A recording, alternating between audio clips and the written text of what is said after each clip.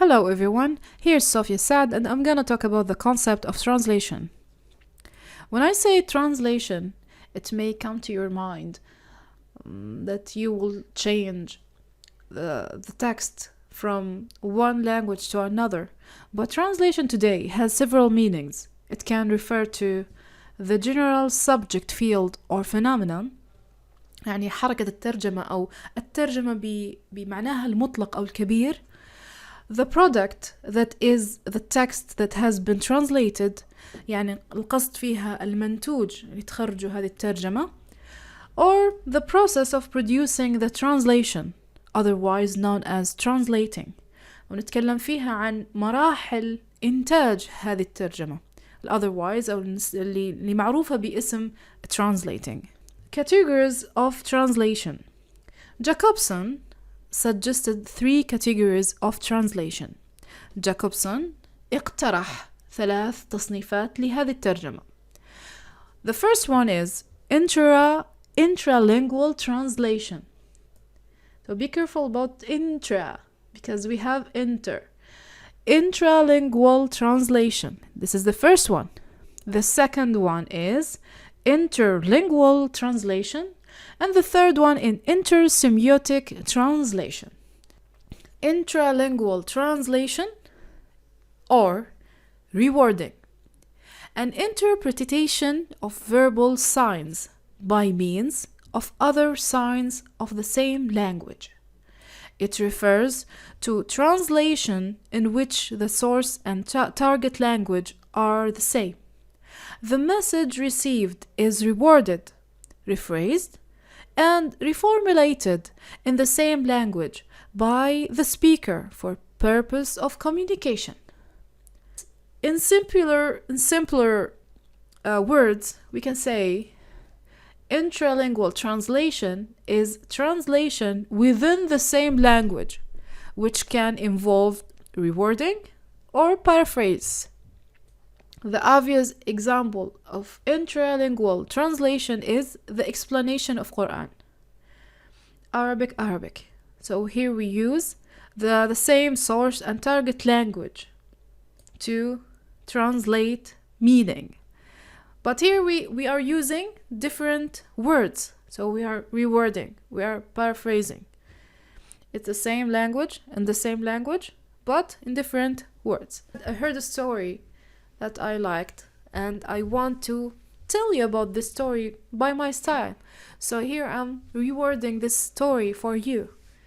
So here I'm using intralingual translation to translate this story from that person to me or to you by using my words, my style, my own style and my own phrases. While practicing intralingual translation, a speaker may do any of the following things. يعني لما نستخدم هذه التصنيف تاع intralingual translation المتحدث ممكن يستخدم حاجتين أو طريقتين أو شغلتين في هذه intralingual translation.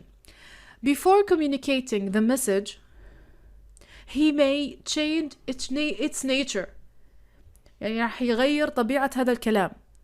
Either by condensing the speaking يعني أو text, or by expanding it. So condensing it يعني make it less.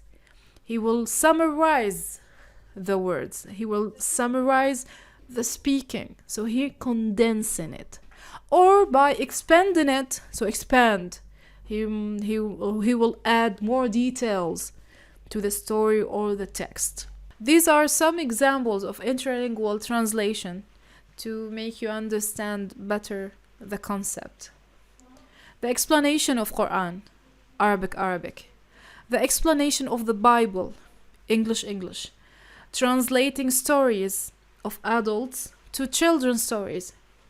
Translating Old Shakespeare English to modern English, and so on.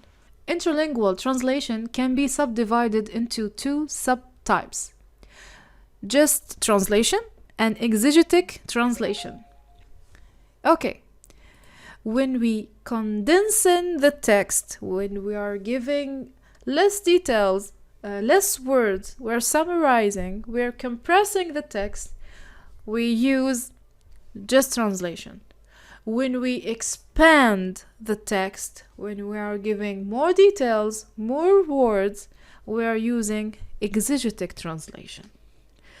Just translation is a type of intralingual translation, and it refers to a translation in which only the general idea of the source text is reported in the target text.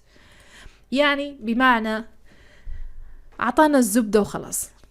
الجست ترانسليشن يعطينا أقل كلمات ممكنة بمعنى قوي. يعني مثلا في اللغة العربية ممكن نقول إنه الشخص الذي أمامي يضحك بطريقة مجنونة ويتشقلب على الأرض ومش عارفة إيش يسوي. فكل هذه الكلمات أو الوصف ممكن أشيله وأحط قهقه الشخص الذي أمامي وإنه يقهقه. فخلاص كلمة يقهقه عطتني كامل الموقف، خلتني أتخيل الموقف. this is a just translation. Exegetic translation, it's like أنا حابة أنقل الكالتشر تبع الناير للميدل إيست مثلا وأعلمهم أو أعرفهم عليه. I can't use ناير and خلاص أسكت. لا, I said maybe ناير is a special day when the Amazight celebrating it by preparing tradition foods and wearing tradition clothes, etc., etc. So here I'm giving more details, more words. I'm describing, I'm explaining. كملنا من الكاتيجوري تاع الانترالينجوال. So we have intralingual translation تنقسم منها قسمين اللي هي الجست ترانسليشن اللي هي نعطي فيها الزبدة، والإكزيجيتك ترانسليشن اللي تعطي فيها المور ديتيلز أو تتكلم فيها بشكل أكبر أو أكثر. نجي على التصنيف الثاني أو الكاتيجوري the second category in translation of translation, interlingual translation. So please be aware of intralingual and interlingual. Interlingual have two subdivided or subtypes, just and exegetic.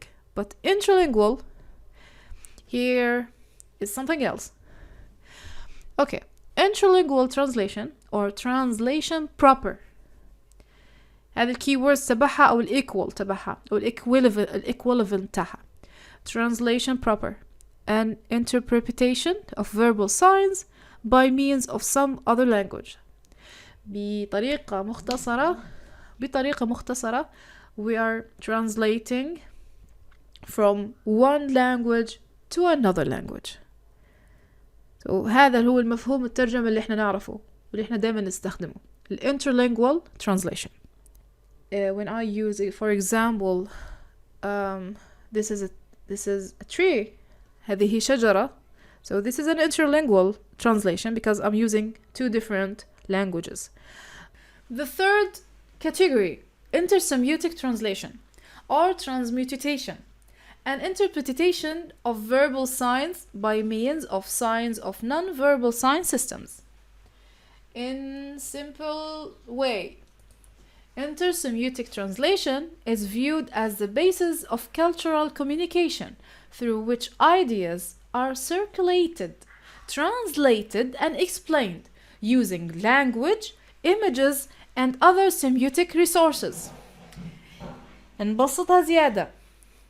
Intersemiotic translation of verbal sign by non-verbal sign. For example, images, symbols, music notes, etc.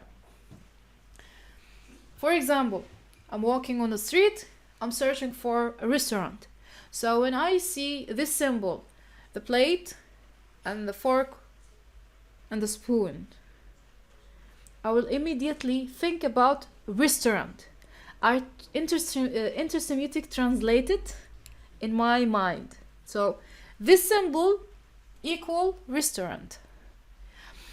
For example, when the musician see these notes, he will translate it into beautiful sound, beautiful music. So here he is using intersymbiotic translation to translate these notes into beautiful sound. بالنسبة للبيسك terms، هذه مصطلحات نستخدمها في الترجمة.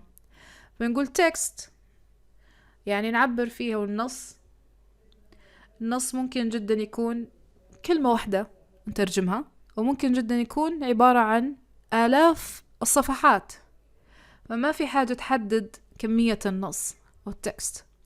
source language أو اللغة المتن أو اللغة المصدر، اللي هي دايما يرمز لها بكلمة SL. In translation, the source language SL is the language being translated from. الكيورد هنا هي from. يعني نحن لما نستخدم اللغة المصدر أو اللغة المتن اللي نترجم منها so translated from، ما تنسوها. صح. target language اللغة الهدف أو TL. In translation, the target language TL is the language being translated to. يعني اللغة الهدف اللي نترجم إليها. Okay, the keyword هنا هي translated to. The source text ST النص المتن أو النص المصدر. In translation, a source text ST is the text written in a given source language, which is to be or has been translated into another language. يعني هذا النص اللي احنا منه سنترجم إليه، يعني راح ناخذ منه هو المعلومات اللي راح نترجم للغة الهدف. اوكي، مثلا هذا النص قدامي باللغة الإنجليزية، فهو هذا النص المتن أو النص الهدف، وراح أترجم إلى اللغة العربية اللي حتكون التارجت تكست أو النص الهدف اللي هو TT. A target text TT is translated text written intended target language, which is the result of translation from a given source. الكيورد هنا هي the result of translation. The result of translation هي المنتوج تبع الترجمة هذه.